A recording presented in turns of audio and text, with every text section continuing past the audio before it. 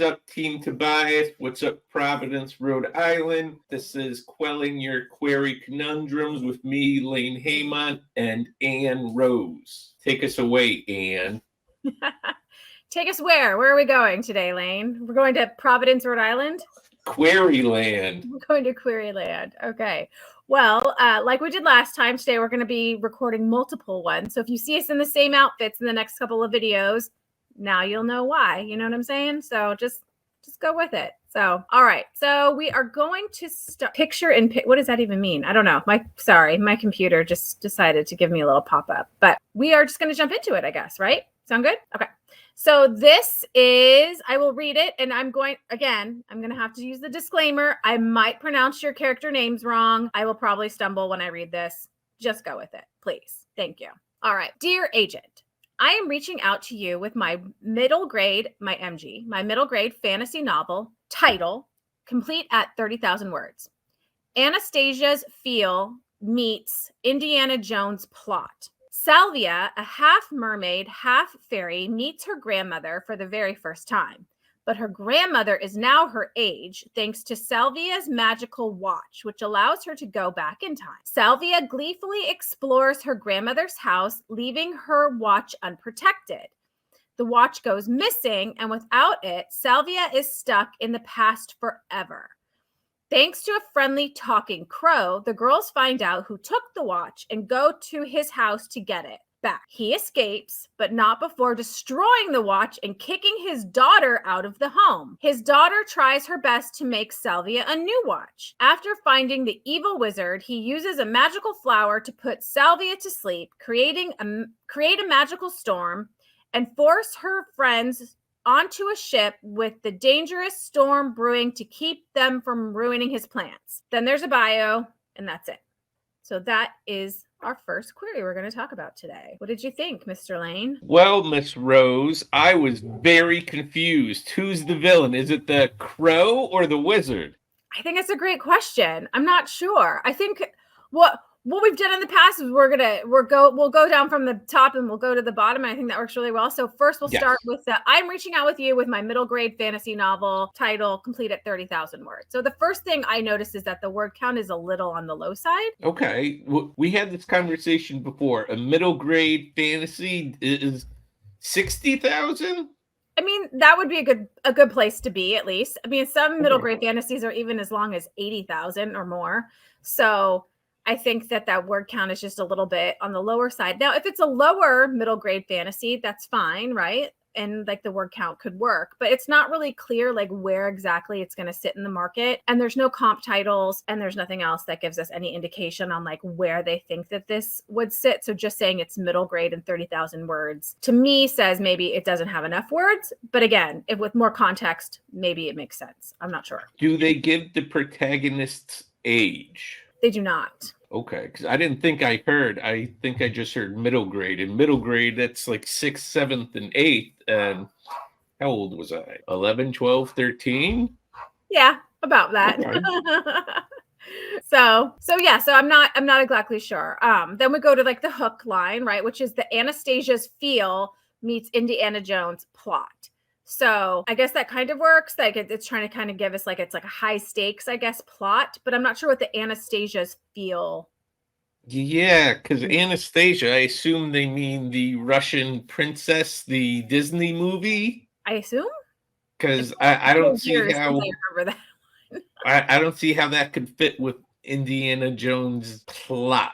Yeah, so is it like the main character that is we're supposed to take from that? Is that the feel that we're supposed to take from it? Or is it like it's historical, right? Anastasia? Isn't that it's the last czars in Russia, and the czarist, the princess, the czarina who disappeared. They didn't know if she was killed or not, and Disney made the movie and she's off living her princess life. Yeah, so I'm not sure because I know in Indiana Jones they're fighting Nazis. So yes. Well, I mean, there's 3 and now there's 5 Indiana Joneses, and one of them, Temple of Doom, they're not fighting Nazis. They're fighting like Indian cultists. Okay, so a little confusion there. Maybe we could clear that up a little bit. I think I kind of understand what they're going for. Like they're trying to show that there's like this high stakes plot, which I think is good, right? It's not quite clear on how those two things mesh together.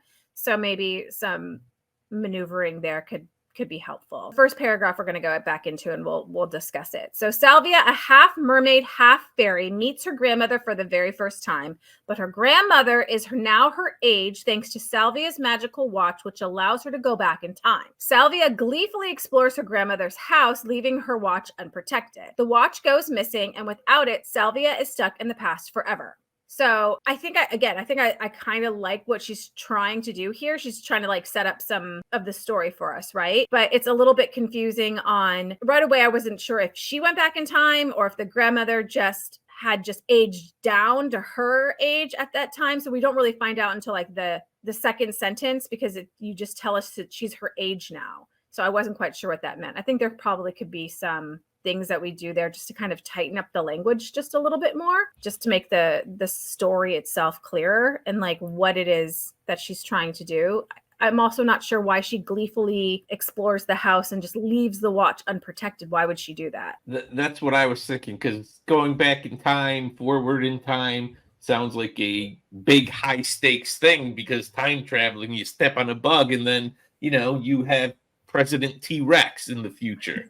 So, I mean, gleefully doesn't add up with that for me, especially since, like you said, the watch. I mean, I know they're middle grade, but even if I were middle grade, like, hey, man, I'm not going to lose this watch. Right. I think that's the thing. I think the watch needs to get left, or needs to get somehow stolen for this plot to work. But the idea that the main character just kind of leaves it laying around, I don't think feels natural in the story, because it's such a key element to the story. So I don't know if that's an issue with the actual plot writing itself, or it's just the way it's being presented here in the query. But maybe it doesn't need to even be discussed on how it's stolen at this point, because there's not enough context that we can be given in such a small space. Personally, I can't stand movies, stories, books that are driven forward not by character, but by character stupidity. Oh, I lost something. Notoriously, I'm thinking of The Walking Dead, where it was just like, oh, we're going to let this person live even though they're evil. And then 2 seasons later, they come back and kill everyone. Right. So I heard somewhere it was like advice that you can use a coincidence to get your character into trouble, but you shouldn't use a coincidence to get them out of trouble. So this seems a little bit too coincidentally, and like I don't know, maybe I'm saying that incorrectly, but you see what I'm saying, right? Like it just seems like I made this really silly mistake here. Yes. And so, which I get it, middle graders can make mistakes, but this one just seems a little bit too crucial for them to just let it being lying around. So yeah, maybe cut that line. Maybe we're going on. I think that I will note here, but Sylvia being stuck in the past forever is really high stakes, but I feel like that's the stakes for that whole story. It shouldn't feel like the stakes for like just the beginning of this query. So it feels a little uneven too. So we'll go on.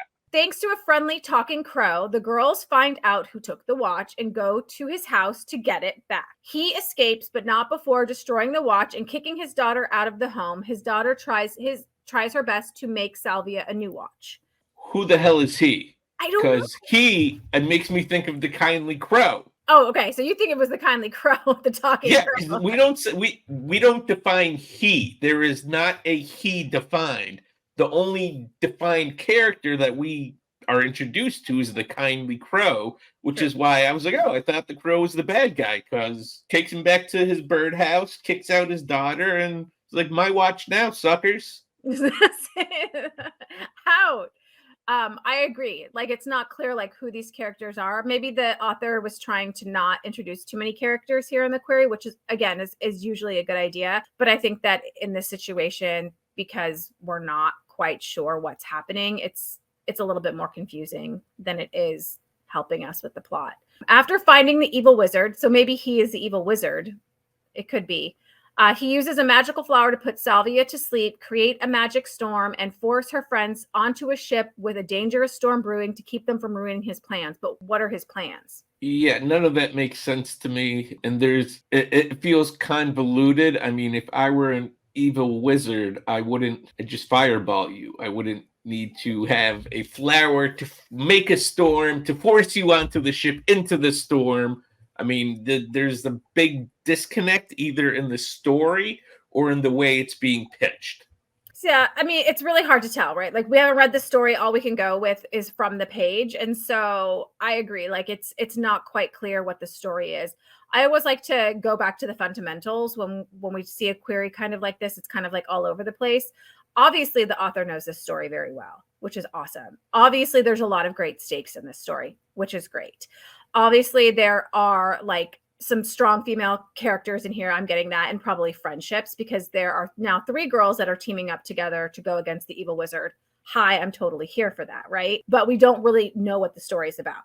So remember, there's 4 parts of your story, right? We want to know who your main character is. What do they want? What are their goals? What is it that Salvia wants, right? What does she need here in this story? What are the obstacles? What stands in the way? So obviously her watch being now broken and something about an evil wizard. I'm not exactly sure what the obstacles here are, but she has to somehow get back in time, right? Go back home, I assume, is what she's going to try to do. So that's part of that, but again, not clear. And then again, what is that, what happens if she fails? What are the stakes of the story? So if she doesn't meet those things, it sounds like she'll be stuck in the past forever, but what exactly does that mean to her world, to all of that? So there's pieces of all of this here, but it's just not quite connecting all the way. And I'm thinking out loud now, she's half mermaid. So why would the storm bother her? If they're fairies and mermaids, I mean. Yeah, I'm not sure how that comes. She's half mermaid, half fairy. So I'm not sure how any of that comes into play in the story at all either. So I'm sure there's some sort of relevance to it. But again, in the query here, it just really isn't clear. So author, whomever you are out there, we think that you have a very interesting story, but we're just not quite clear what the story is. So a really good tip or trick for you would be to bring this query letter after you go through my 4 questions. Bring this query letter to someone who's never read the book. They don't even have to be a writer. They just has to be someone who knows nothing about your story, and have them read this little pitch that you have there and see if they understand the book and if they can explain it back to you. And if they can't, then anyone who's reading it won't be able to either. But if they can, then you're on the right track. So that is your tip from me today. What do you think? Perfect. Now take us out. All right.